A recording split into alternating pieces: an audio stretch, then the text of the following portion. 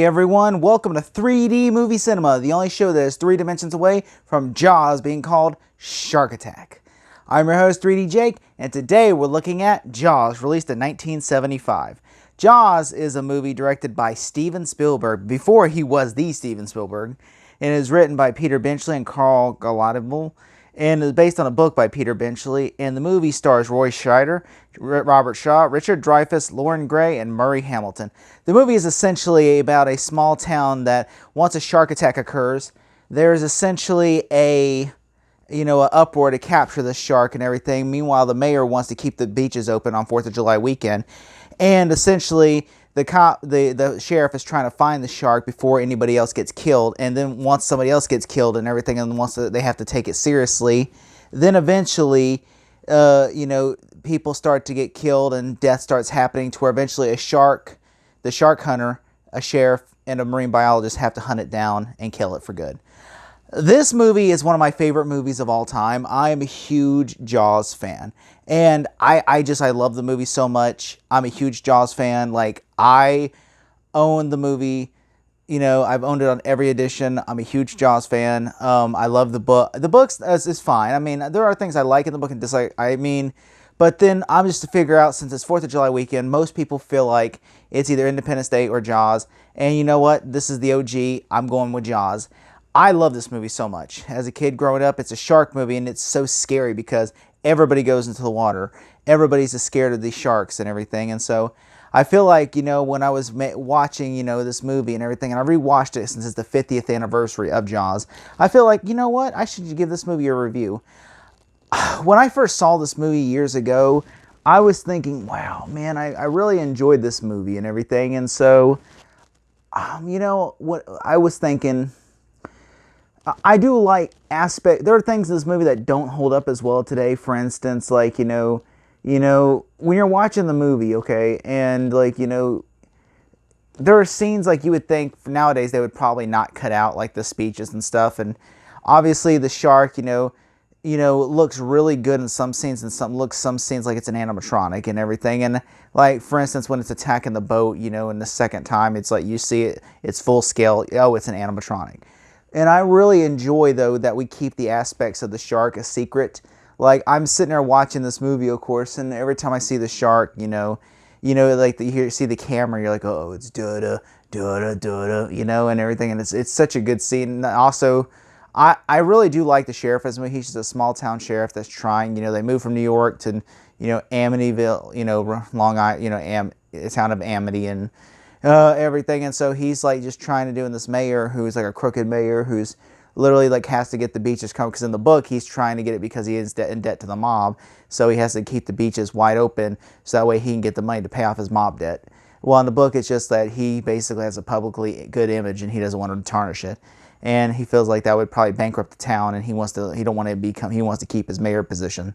And I can understand each logical point and everything, and I truly think there are things in the movie I really wish they would have done differently. Like, for instance, whenever they're like, oh, the Kittner, they're talking about the Kittner boy and everything, and they're like cutting it open. I'm like, well, he say, oh, or later we'll do an autopsy and everything. And instead he's just like, okay, and then he whispers like, we'll do it later, we'll cut it up. I'm like, just tell the mayor, hey, we're going to cut it open and make sure, verify, and everything. And honestly, it is weird that they capture a shark. They're like, oh, there's no sharks around here. And then they capture a shark, even though it's not the same shark. And I'm like, there's some logic stuff that you got to turn your brain off for. But then you get great scenes like, like, oh, you think the shark is gone. Like, I love the first beach scene where you see like everybody's getting panicky and everything. And all of a sudden, like the shark, like this little boy you see he like the fin, and you like, oh, the shark got him and everything. And that's stuff I love in this movie and everything. And I like how, and then they get the beach, and then of course they have to close down the beaches and everything. And like they have shark hunters and everything. And like Richard Dreyfuss like, they're all going to die.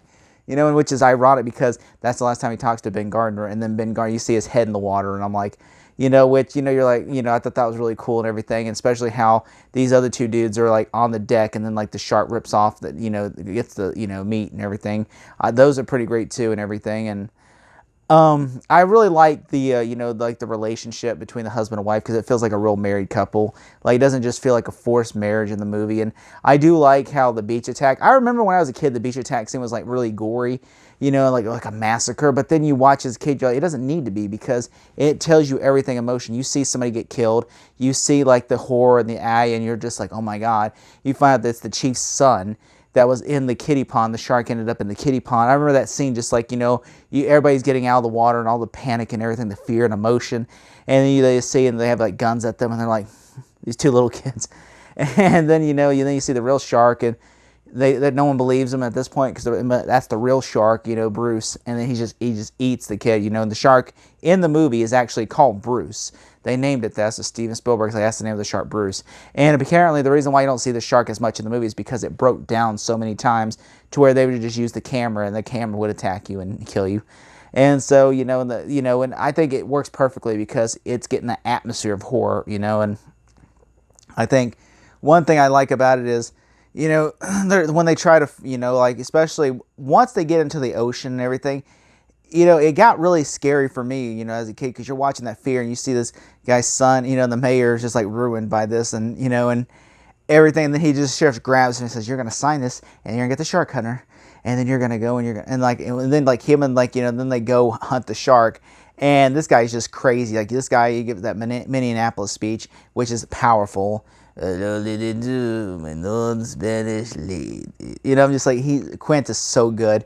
And then especially like how he just wants to like hunt this. Like this is like a suicide mission for him. And then, like that shark gets so pissed off that the shark, they know like, oh, the shark is trying to kill us.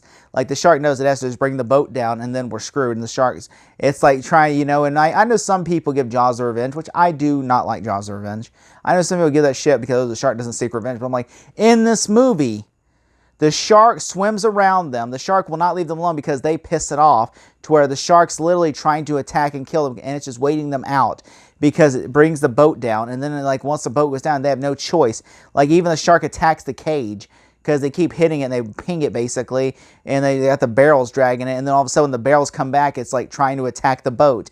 I thought that was so great because Quentin is like trying, like he just destroys the radio with a baseball bat and like, are you insane? Like the shark, like and then like Quint's literally like they tag the shark and then they try to go down the shade and I remember just like you see the shark disappear and then when it comes around the cages and eats the cage and like Richard Dreyfuss is just trying so hard, like Brody's like just trying to get his ass out of there because it's like destroying that cage and it's like it's about to get in there and he just goes and hides behind like a sea rock, and then all of a sudden it goes for sheriff, Hooper, sorry, Hooper. Brody is the sheriff.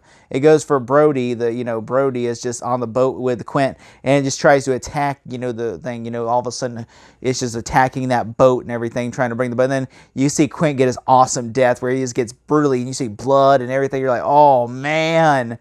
And I still to this day get shocked by the blood in this movie because there's like, you see like, and there's nudity in this movie. This movie's PG and there's nudity. Like you see a woman's hoo-ha and you see like boobs and everything and you're like, what? This is a PG movie. I remember I was showing my nieces for the first time and she goes, there's a woman's vagina on screen. And I'm like, this was in 4K. So at the time, I'm sure when they made this in, 1978, they didn't have like, technology that would capture a woman's hoo-ha on screen that would look that good in 4K. So, good for her though. At least she got to live on knowing that she's the naked chick that dies in Jaws at the beginning. So, she's in all the posters and everything. On my wall right behind me, there is a poster of the movie Jaws of her swimming naked and the shark going up to eat her.